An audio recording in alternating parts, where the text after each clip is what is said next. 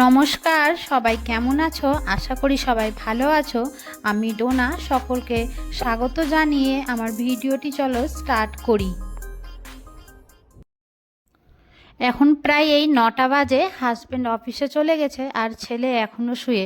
তাই আমি জানলায় দাঁড়িয়ে দাঁড়িয়ে একটু বাইরেটা দেখছি, বলতে পারো যে একটু মি টাইমে এনজয় করছি।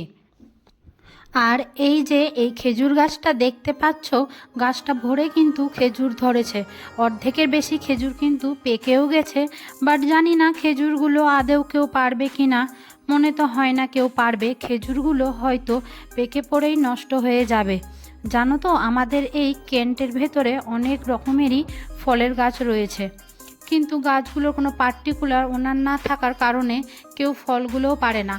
মাঝে মধ্যে দেখি কিছু বাচ্চারা ফলগুলো পারে, কিন্তু এটা তো খেজুর গাছ, খেজুর গাছের ফল তো আর বাচ্চারা পারতে পারবে না, তাই হয়তো পেকে পড়েই নষ্ট হবে।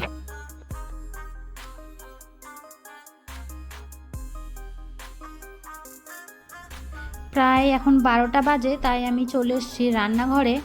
আর এই যে দেখছো আমার সাথে আমার ছেলে, ওও চলে এসছে রান্নাঘরে। আমি যতক্ষণ রান্না করি ওই বেশিরভাগ সময়টা কিন্তু রান্নাঘরেই থাকে।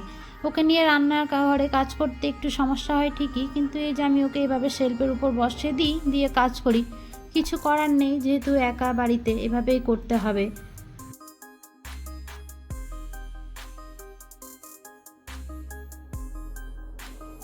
চলো আজ আমি কি রান্না করছি তোমরা দেখতে থাকো। আর হ্যাঁ, আজ কিন্তু আমি তোমাদের সাথে একটি রেসিপি শেয়ার করব। রেসিপিটা কিন্তু করলার। কি ভাবছো? এ বাবা, করলার রেসিপি! কিন্তু জানি না তোমরা কে কে এই রেসিপিটা খেয়েছো। না খেয়ে থাকলে একটিবার আমার বলাতে খেয়ে দেখিও। আমার মতো তোমাদেরও কিন্তু এই করলার রেসিপিটি প্রিয় হয়ে যাবে। করলার এই পদটা কিন্তু আমার মার কাছ থেকে আমার শেখা। ছোটোবেলায় মানে আমার জবে থেকে মনে পড়ে আর কি, দেখতাম মা এই পদটি রাখতো। করলার অন্যান্য পদের ব্যাপারে বলতে পারবো না, কিন্তু এই পদটা আমি ছোট থেকেই বেশ ভালো খেতাম। জানো তো, আমার হাজব্যান্ড কিন্তু একদম করলার কোনো পদই খায় না, কিন্তু যেদিন আমি এই পদটা রান্না করি সেদিন কিন্তু সেও দিব্যি খায়।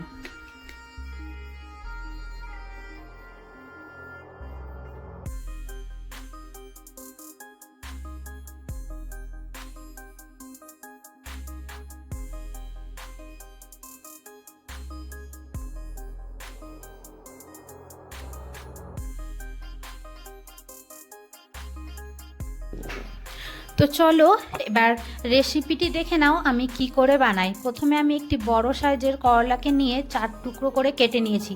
টুকরোগুলো কিন্তু এরকম বেশ বড় বড় করেই কাটতে হবে। কেটে নিয়ে প্রেসার কুকারে আমি 4-5টে সিটি দিয়ে নিয়েছি। জানো তো, মালদায় কিন্তু যখন আমি এই পদটা রান্না করতাম তখন কিন্তু করলাগুলো প্রেসার কুকারে সিটি দিতে হতো না, যে কোনো একটা বাটিতে কিছুক্ষণ সেদ্ধ করে নিলেই হতো। কিন্তু এখানে ব্যাঙ্গালোরের করলাগুলো জানি না কেমন, মানে যদি 4-5টা সিটি না দিই তো একদম সেদ্ধ হতেই চায় না। তো ভালো করে সেদ্ধ করে নিয়েছি।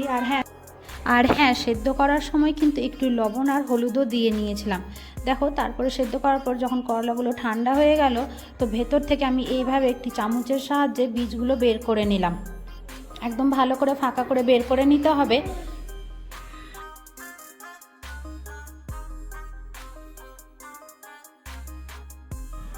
তারপর একটি মশলা তৈরি করে নিতে হবে। আর এই যে দেখো, মশলায় আমি কি দিচ্ছি একটু সর্ষে, অল্প একটু জিরে, একটু পেঁয়াজ, আর কয়েক রসুন, অল্প একটু আদা, আর কয়েকটা কাঁচা লঙ্কা। এগুলো সব মিক্সিতে ভালো করে পেস্ট করে নিতে হবে। আর এই যে মশলার সাথে কিন্তু আমরা যে সেদ্ধ করে রাখা করলার বীজটা বের করে রেখেছিলাম সেই বীজগুলোও দিয়ে দিতে হবে। দিয়ে এটাকে মিক্সিতে মোটামুটি একটা পেস্ট করে নিতে হবে।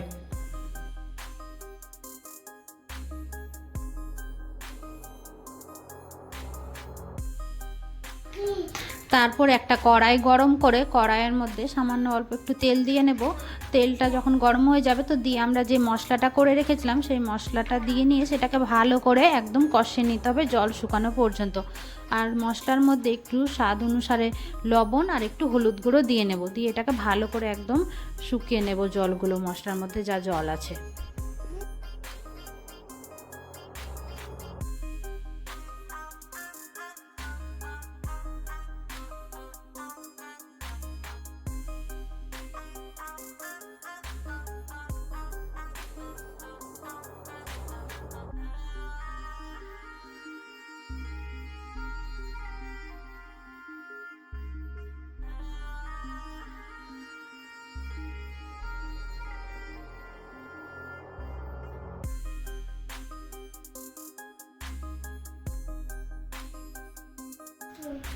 মশলাটা এদিকে কষতে থাকুক, আর আমি এই যে একটু ফল কেটে নিয়েছি, চলো ছেলেকে দিয়ে আসি।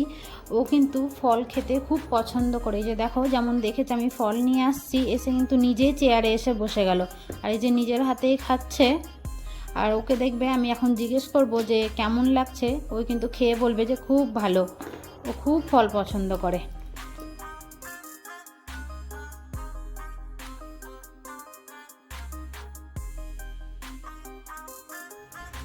এই যে দেখো, মশলাটাকে বেশ ভালোভাবে কষিয়ে নিতে হবে, যাতে মশলাটা আর কড়াইয়ের গায়ে লেগে না যায়, কড়াই থেকে ছেড়ে যাচ্ছে, ঠিক এইভাবে ভালো করে একদম কষিয়ে নেবে।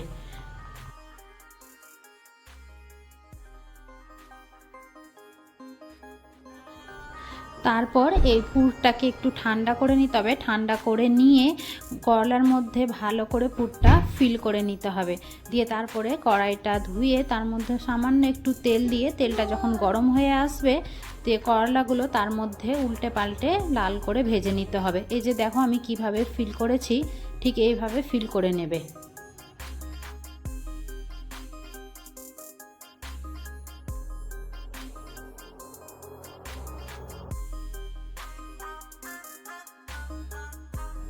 করলাটা লাল করে ভেজে নিলে দেখো, ভাজার পর ঠিক করলাগুলো দেখতে কিন্তু এরকম লাগবে। তোমরা যদি করলার এই পদটা না খেয়ে থাকো তো একবার ট্রাই করে দেখিও, তোমাদেরও কিন্তু খুব পছন্দ হবে। এই যে আমি আমার রান্না কমপ্লিট করে এই যে রান্নাঘরটা একদম পরিষ্কার করে নিলাম। আর চলো এবার তোমাদের সাথে শেয়ার করি আজ আমি কি রান্না করেছি। তো আজ ছিল এই যে গরম ভাত, তার সাথে ছিল শসা, আর ছিল ঘন করে করা অরহরের ডাল।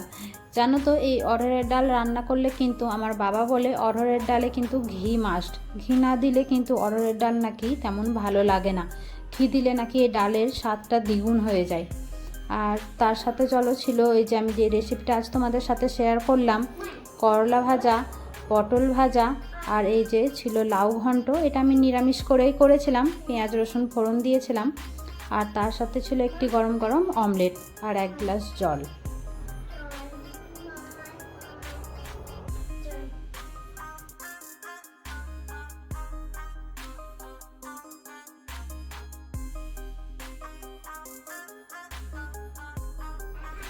এই যে ছেলেকে খাইয়ে ঘুম দিয়ে দিয়েছি, ওই এখন 1-2 ঘন্টা ঘুমাবে, আর এই 1-2 ঘন্টাটা আমি আমার মতো করে কাটাবো। এখন বিকেলেই 5:30টার মতো বাজে, ছেলেকে নিয়ে একটু যাচ্ছি বাইরে ঘুরতে। সারাদিন যেহেতু বাড়িতেই থাকে, বাইরে ওকে নিয়ে গেলে ও একটু খুশি হয়, আমিও যাই ওর সাথে, আমারও একটু হাঁটা হয়ে যায়। তো যখন এই হাঁটতে যাচ্ছি তো লিফটে যাব, এটার কোনো সেন্সে দাঁড়ায় না, আমরা খুব একটা বেশি উঁচুতে থাকি না, তাই এই যে সিঁড়ি দিয়েই যাচ্ছি। প্রায় দিন কিন্তু আমি এই সিঁড়ি দিয়েই যাই।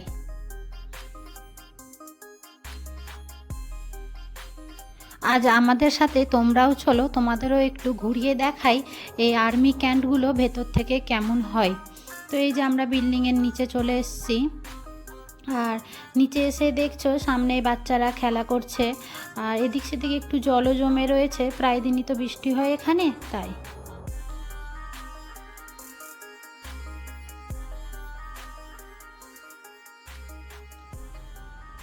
আর এই যে আমার বিল্ডিং থেকে জাস্ট বেরিয়েই পাশেই রয়েছে এই মাঠটি। জানো তো, যখন প্রথম প্রথম এসেছিলাম তখন দেখতাম এই মাঠে বড়রা হকি খেলতো, কিন্তু এখন আর তাদের দেখা যায় না। এখন বেশিরভাগ দেখি বাচ্চারা এখানে খেলে, তাদের সাথে তাদের মারাও আসে, তারাও এখানে একসাথে বসে গল্প করে।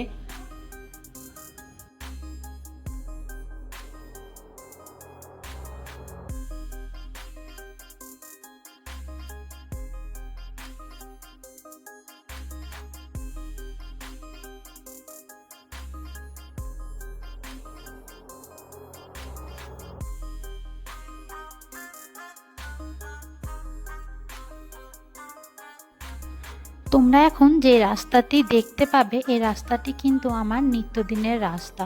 তোমরা একটা জিনিস লক্ষ্য করে দেখো, এখানে কিন্তু রাস্তাঘাটে কোনো রকমের নোংরা আবর্জনা বা প্লাস্টিকের কোনো র্যাপার কিন্তু কেউ ফেলে না।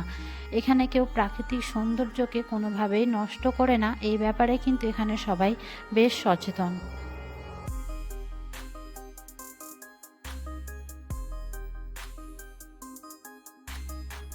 কিছু দূর এগিয়ে এসে এই ফুলটি দেখতে পেলাম, ভাবলাম তোমাদেরও দেখাই। দেখো সবুজ পাতায় মোড়া ধপধপে সাদা, কি অপূর্ব তাই না?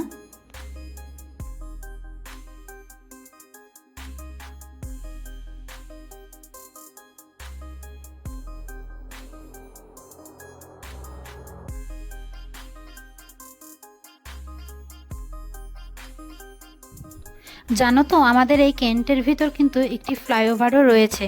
তো আজ কিন্তু আমাদের গন্তব্যস্থল হচ্ছে সেই ফ্লাইওভারটি। তো চলো আমাদের সাথে তোমাদেরও নিয়ে যাই, আর সেই ফ্লাইওভার থেকে তোমাদের এই ব্যাঙ্গালোর শহরের কিছু দৃশ্য দেখাই।